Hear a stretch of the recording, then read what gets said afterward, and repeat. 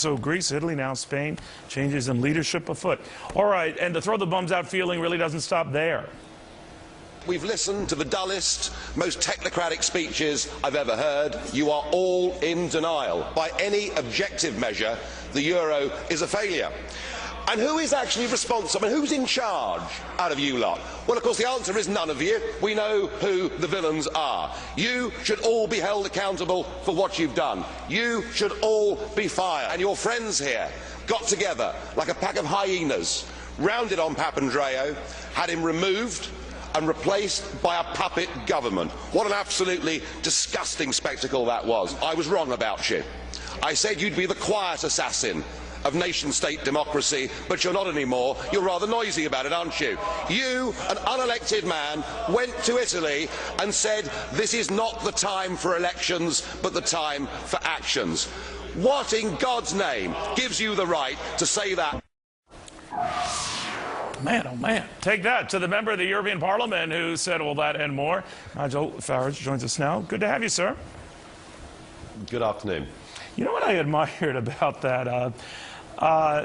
You were there right to these guys' faces. I mean, it wasn't something done behind their back and all that. Was maybe the nature of your system that you can do that. What kind of reaction were you getting from the folks you were targeting? Well, of course, the answer is none of you. Well, of course, they do their absolute best to ignore me, right. Because they know I'm right. I mean, you've got to remember that what we've constructed in this European Union is a system where the people that make the laws, the people that have authority, are not elected.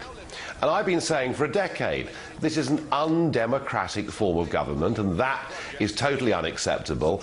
And of course, as time goes on, they know I'm right. They know I'm right about the lack of democracy. They know I'm right about the fact that the euro was a total misconstruction from day one and was never going to work.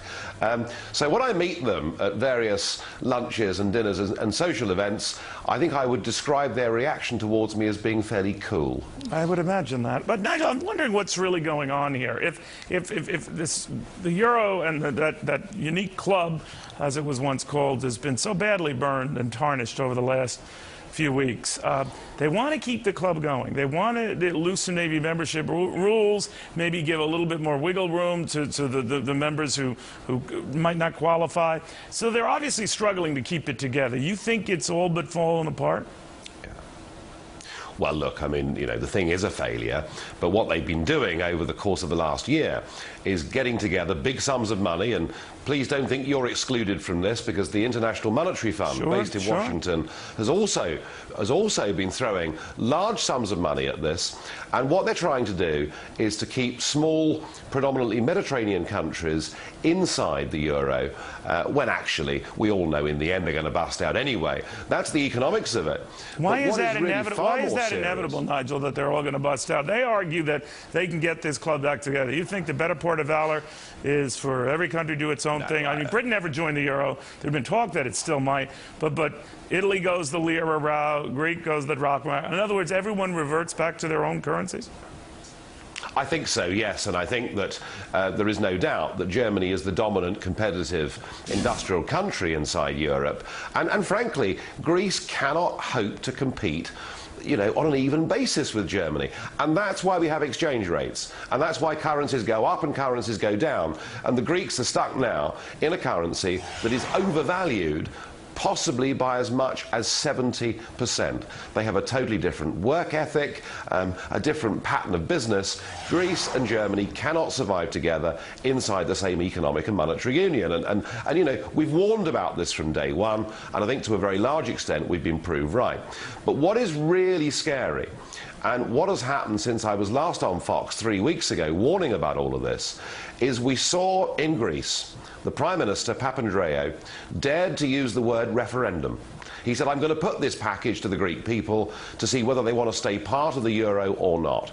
With that, the bosses in Brussels rounded on him, had him removed and replaced by somebody who had not been elected as Prime Minister and was a puppet. And then it got even worse. In Italy, they were unhappy with Mr. Berlusconi.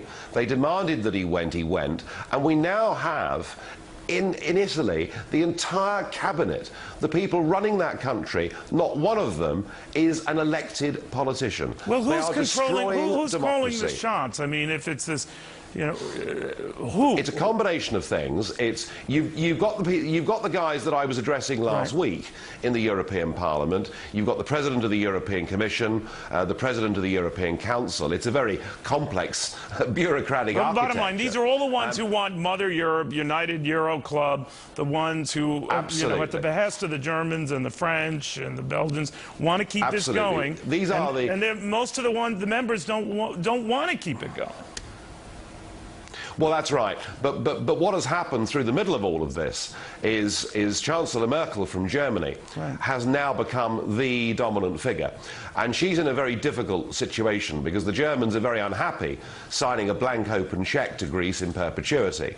And she has now really rather taken charge of the whole of the European situation. So we now have a German-dominated Europe. The very thing that we were told the European project would stop, the very thing that twice in the 20th century we fought and made huge sacrifices to stop, we now have a German-dominated Europe. And I don't think that's a good thing for Europe, and I think what is being done to democracy in the name of saving this Eurozone is something that should worry all of us. You're an amazing speaker, Nigel, and you cut to the chase. Very good seeing you. Be well. Thank you. Nigel Farage. All right, stocks are not...